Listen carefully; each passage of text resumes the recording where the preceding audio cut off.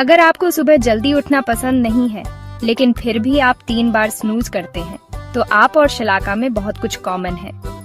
उसकी सुबह, बस यूं समझ लीजिए कि वे उसकी कॉफी ऑन ऑर्डर से भी ज्यादा कॉम्प्लिकेटेड हैं। सुबह के 7:00 बजे अलार्म बजता है, लेकिन शलाका का हाथ बस बटन पर ऐसे ही फिर जाता है, आधी सोई हुई, आधी कुछ और।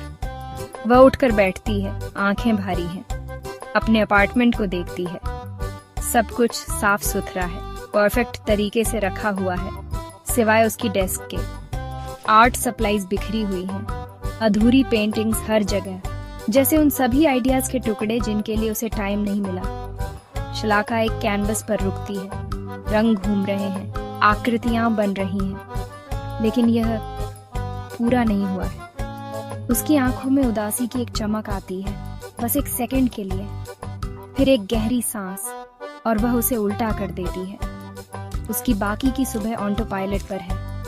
टूथब्रश, शॉवर, कपड़े, काली पैंट, सफेद शर्ट। उसकी यह दिनचर्या लगभग शांत है, जिसे केवल कॉफी मशीन की आवाज ही तोड़ती है। वह अपना मग लेती है, अपने लैपटॉप पर बैठती है और कॉर्पोरेट स्लाइड्स की स्प्रेडशीट में डूब जाती है। किसी और के विजन के लिए डिजाइन करना, किसी और की डेडलाइन के लिए।